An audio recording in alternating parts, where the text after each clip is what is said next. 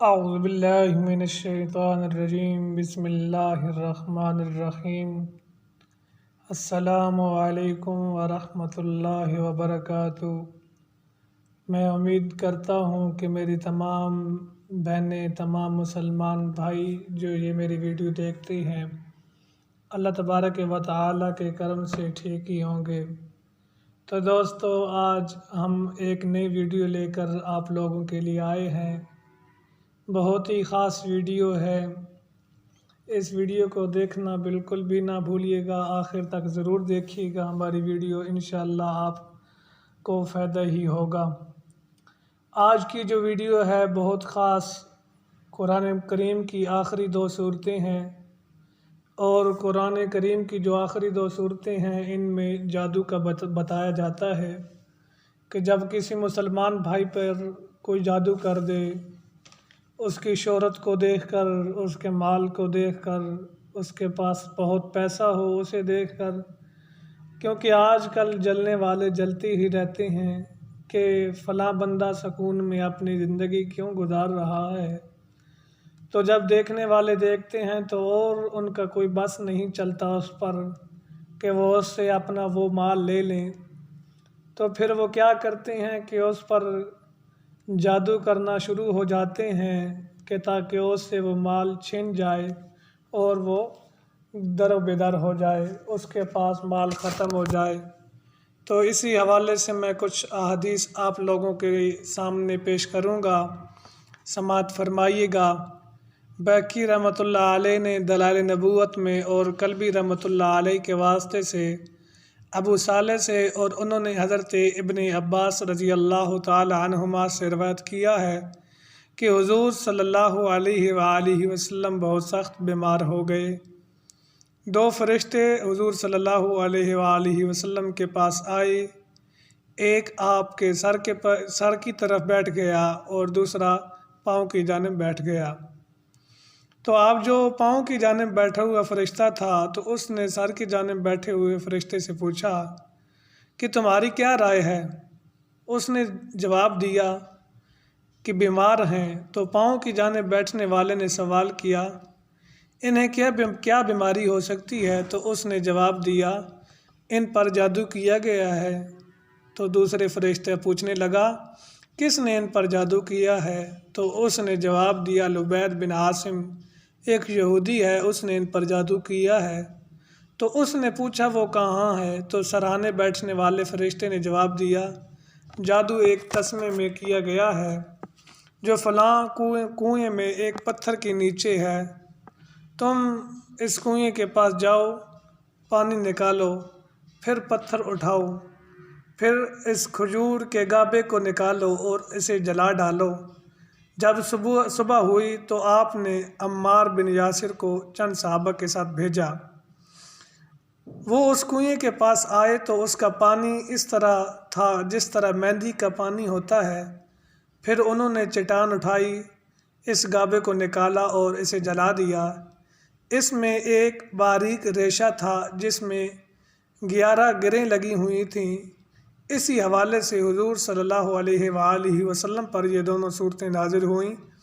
جب آپ صلی اللہ علیہ وآلہ وسلم ایک آیت پڑھتے تو ایک گرہ کھل جاتی، اور جب دوسری سورت سے مراد قل اعوذ برب الناس اور قل اعوذ برب الفلق یہ دونوں صورتیں ہیں۔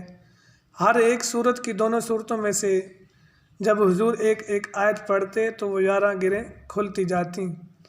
اور ابو نعیم رحمۃ اللہ علیہ نے دلائل میں ابو جعفر رازی رحمۃ اللہ علیہ کی سند سے حضرت انس رضی اللہ تعالیٰ عنہ سے روایت کی ہے کہ یہودیوں نے حضور صلی اللہ علیہ وآلہ وسلم پر کچھ عمل کیا تھا جس وجہ سے حضور کو سخت درد لاحق ہو گیا۔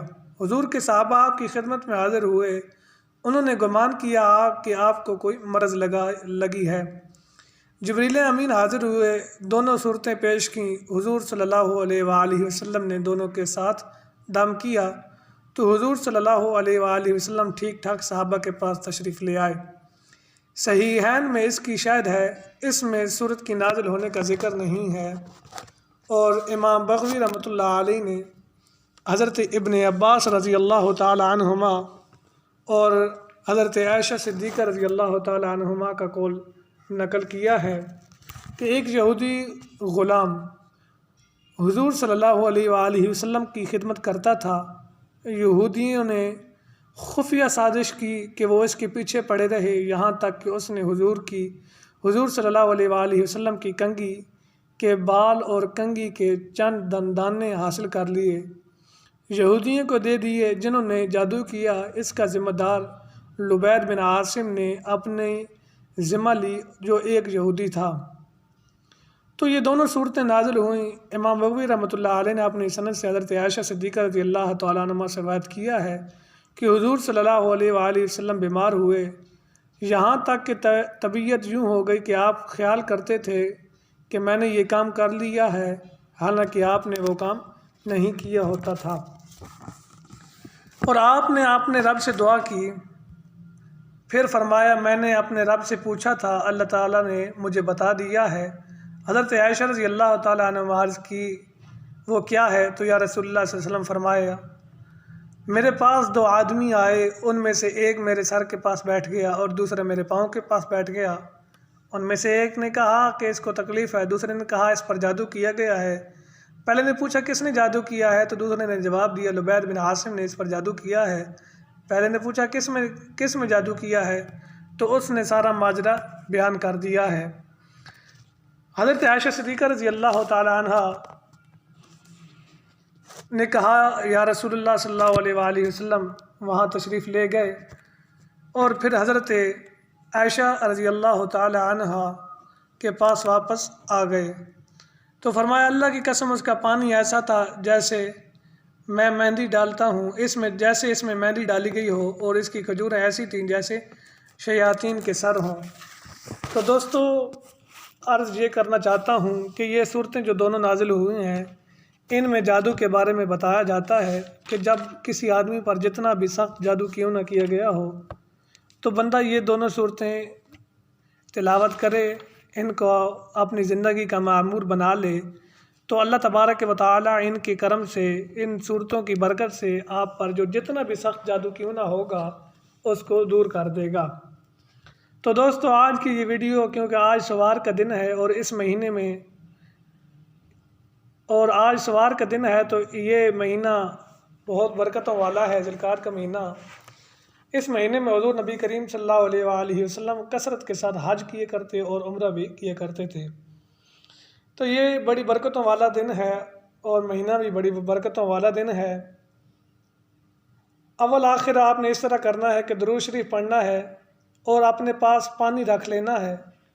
پانی چاہے آپ نے بوتل میں رکھ لیں، ٹب میں رکھ لیں یا کسی چیز میں رکھ لیں، اور اول آخر درود شریف پڑھنے کے بعد آپ نے درمیان میں 111 مرتبہ سورۃ فلق پڑھنی ہے، اور پھر دوسری سورۃ الناس جو ہے وہ بھی 111 مرتبہ آپ نے پڑھنی ہے۔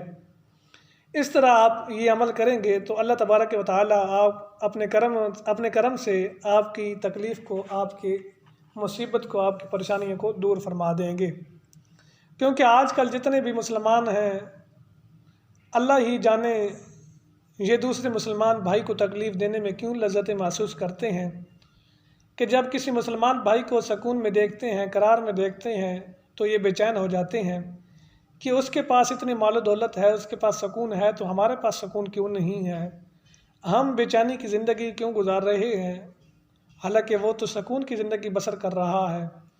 تو اسی معاملے میں ہمارے مسلمان بھائی آج اس غلط فہمی کا شکار ہو جاتے ہیں کہ وہ عاملین کے پاس چلے جاتے ہیں، لاکھوں کروڑوں روپے لگا دیتے ہیں اور پھر دوسرے مسلمان کو تکلیف دینا شروع کر دیتے ہیں کہ اس کے پاس یہ چیز نہ ہو، اس کے پاس یہ نہ ہو، فلاں نہ ہو، ایسا نہ ہو۔ تو یہ باتیں بالکل سراسر غلط ہے۔ حالانکہ جادو کے بارے میں تو قرآن میں بھی ثابت ہے، قرآن و حدیث سے ثابت ہے۔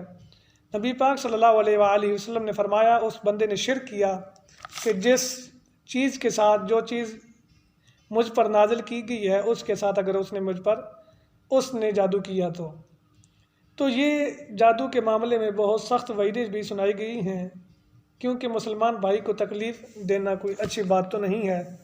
آئیے آپ کو ایک فرمان سناتا ہوں۔ حضور صلی اللہ علیہ وآلہ وسلم نے فرمایا کہ 7 چیزوں سے بچو۔ اب ان میں سے پہلی چیز کیا ہے؟ آپ نے فرمایا اللہ کے ساتھ شرک کرنا، کہ اللہ تبارک و تعالیٰ کے ساتھ کسی کو شریک نہ ٹھہرانا، ایک اس بات سے بچو۔ اور دوسرا آپ نے فرمایا کہ کسی پر جادو کرنا، کسی مسلمان بھائی پر جادو نہ کرو، اس بات سے بھی بچو۔ اور تیسری بات یہ ہے کہ آپ نے فرمایا سود کھانے سے بچو، اور فرمایا یتیم کا مال کھانے سے بچو، اور آپ نے فرمایا میدان جنگ سے بھاگ جانے سے بچو، اور آگے آپ نے فرمایا معصوم اور پاک دامن عورتوں پر تہمت لگانا، اس بات سے بھی بچو۔ اور کسی صحابی اور تابعی نے جادو کا انکار نہیں کیا۔ اب ان 2 صورتوں کو یاد کر لیں اگر ہم لوگ، تو اللہ تبارک و تعالیٰ اپنے کرم سے ہماری مشکلوں کو دور کر دیں گے اور ہماری تکلیفوں کو بھی ختم کر دیں گے۔ آج میں آپ کو یہ 2 صورتیں دے کر جا رہا ہوں۔ آئیے ایک اور حدیث پاک میں آپ کی سماعتوں کی نظر کرتا ہوں۔ یہ بہت ہی خاص حدیث ہے، بس آخری بات کر کے اجازت چاہوں گا۔ حضرت عائشہ رضی اللہ تعالی عنہ فرماتی ہیں کہ رسول اللہ صلی اللہ علیہ وآلہ وسلم جب رات کو بستر پر سوتے تھے تو اپنی دونوں ہتھیلیوں کو اکٹھا کر کے حضور نبی کریم صلی اللہ علیہ وآلہ وسلم ان پر سورۃ الفلق اور سورۃ الناس پڑھتے تھے، اور پھر ان دونوں ہتھیلیوں کو جسم کے پورے حصے پر، یعنی پورے حصے پر جہاں تک جو دونوں ہتھیلیاں جاتی تھیں، حضور صلی اللہ علیہ وآلہ وسلم اپنے جسم پر مل لیتے تھے۔ تو دوستو، آپ بھی ان دونوں صورتوں کو اپنی زندگی کا معمور بنا لیں، اور اٹھتے بیٹھتے آپ بھی ان کو پڑھا کریں۔ انشاءاللہ جتنا بھی سخت آپ پر جادو کیوں نہ ہو، آپ کے گھر میں مصیبتیں، پریشانیاں، دکھ تکلیفیں کیوں نہ ہوں، انشاءاللہ ان صورتوں سے وہ مصیبتیں اور پریشانیاں ختم ہو جائیں گی۔ اگر آپ لوگوں کو میری یہ ویڈیو پسند آئی ہے، اچھی لگی ہے، تو کمنٹ میں بتانا نہ بھولیے گا، اور ساتھ ہی لائک اور میرے چینل کو سبسکرائب کر دیجیے گا، اسلامک پوائنٹ آف ویو۔ انشاءاللہ ملتے ہیں اگلی نئی ویڈیو کے ساتھ۔ السلام علیکم ورحمۃ اللہ وبرکاتہ۔